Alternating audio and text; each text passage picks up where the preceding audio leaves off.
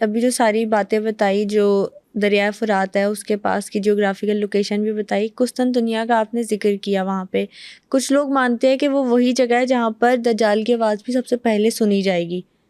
کیا یہ بات اس میں سچ ہے؟ کانسٹنٹی نوپل بیٹا بالکل ایسا ہی ہے. دجال کی آواز سب سے پہلے سنی جانی، تو ہم دجال کے بارے میں نا بہت ساری ایمبیگوٹیز میں بھی ہیں. دجال ایک سسٹم بھی ہے اور ایک پرسنالٹی بھی ہے. یعنی ایک شاعر ہوتا ہے نا، تو شاعر کے دیوان میں اس کی جھلک موجود ہوتی ہے، اس کے خیالات کی، اس کی سوچوں کی، اس کی ویژن کی، اس کی روانی کی. ٹھیک ہے، اس کی بک سے اس کو پہچانا جاتا ہے. جس طرح ہم اللہ کی پہچان کے لیے قرآن پاک کو رجوع کرتے ہیں، بے شک. اسی طرح دجال کا ایک سسٹم بھی ہے جو اس سے پہلے آئے گا، جو اس کے آنے کی راہ ہموار کرے گا. وہ سسٹم آلریڈی کام کر رہا ہے. ٹھیک ہے، اس میں فری میسنری ہو، اس میں باقی ساری چیزیں ہوں، آلریڈی دے آر ورکنگ. اب اس آئیکن نے بھی آنا ہے، اس آئیکن نے بھی آنا ہے. یعنی آپ اس کو اس طرح سمجھیں کہ ان الدین عند اللہ الاسلام، کہ اللہ کے نزدیک اگر دین ہے تو وہ اسلام ہے. آدم علیہ السلام کا دین بھی اسلام تھا، سرور انبیاء کا بھی دین بھی اسلام تھا. ایک ہی دین، ایک ہی ہے، آدم سے لے کے خاتم تک. اسی طرح نیگیٹیوٹی کا بھی ایک ہی رول ہے. اور جس طرح اس کی کمپلیشن کے لیے، یعنی پازیٹیوٹی کی کمپلیشن کے اوپر سب سے بڑی ہستی سرور انبیاء صلی اللہ علیہ وسلم، اسی طرح نیگیٹیوٹی کی سب سے ٹاپ کی ہستی خود شیطان. اور پھر شیطان کے آگے اس کے آئیکن کے طور کے اوپر جو ہے وہ اینٹی کرائسٹ لیوسیفر.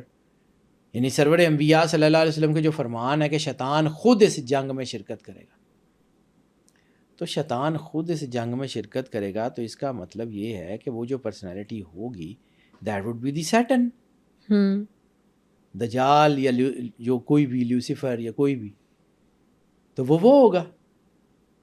تو وہ جو خود اس جنگ میں شرکت کرے گا، تو اس کا مطلب ہے اس کو غزوہ جو ہے وہ کیوں کہا جاتا ہے آرمگیڈون کو، یا غزوہ ہند کی ہم بات کرتے ہیں. تو غزوہ کیوں؟ غزوہ تو وہ ہوتا ہے جس میں سرور انبیاء صلی اللہ علیہ وآلہ وسلم خود جنگ لڑے.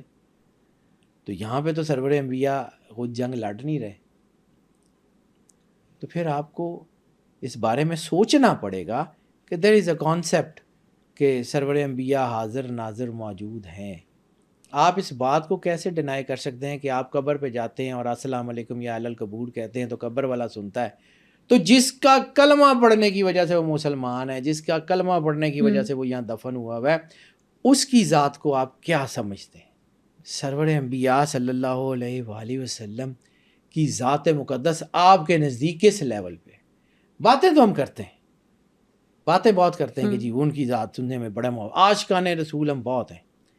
پریکٹیکلی بھی کچھ کرتے ہیں، پریکٹیکلی بھی اس بارے میں سوچتے ہیں یا نہیں سوچتے، دیٹ میٹرز. لاسٹ میں یہ پوچھنا چاہتی ہوں کہ جو آپ نے بتائی کہ دریائے نیل اور جو دریائے فرات ہے اس پہ اینڈ ٹائم پروفیسیز کی نشانیاں تو ہیں، سب سے بڑی نشانی وہیں اسی میں ظاہر ہوگی، وہ آگ جو ہے سونے کا پہاڑ اور وہاں پہ ہونے والی جنگ، وہ آرمگیڈون کا گیٹ وے ہے.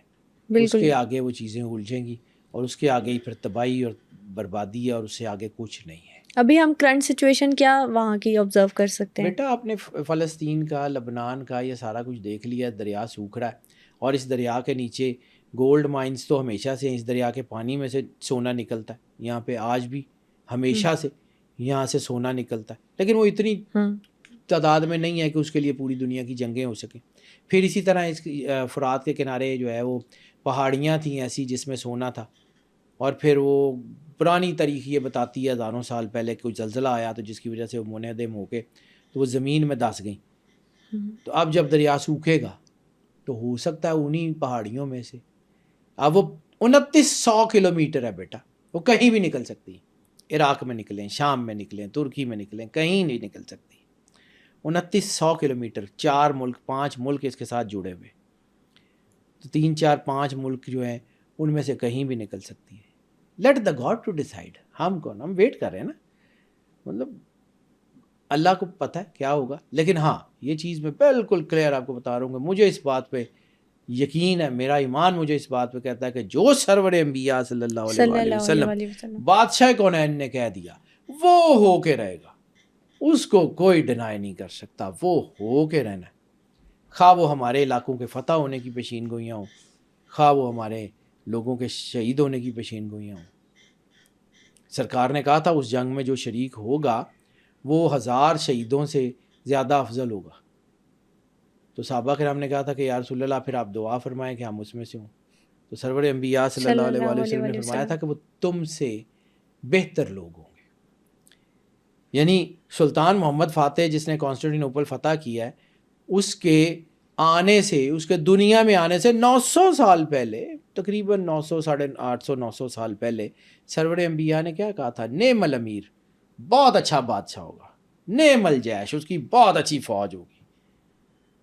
تو اس کے آنے سے پہلے سرور انبیاء نے تعریف کی تھی، کچھ تو ہوگا اس علاقے میں، کچھ تو یہاں ہے۔ اتنا بار بار فریکوینٹلی ذکر۔ اور پھر ایک اور چیز، اگر آپ جیوگرافیکلی دیکھیں تو 3 جو ہیں وہ مسجدیں ایک لائن میں ہیں، مسجد الحرام، مسجد اقصیٰ اور کانسٹنٹینوپل آیا صوفیہ، جیوگرافیکل سنگل لائن میں۔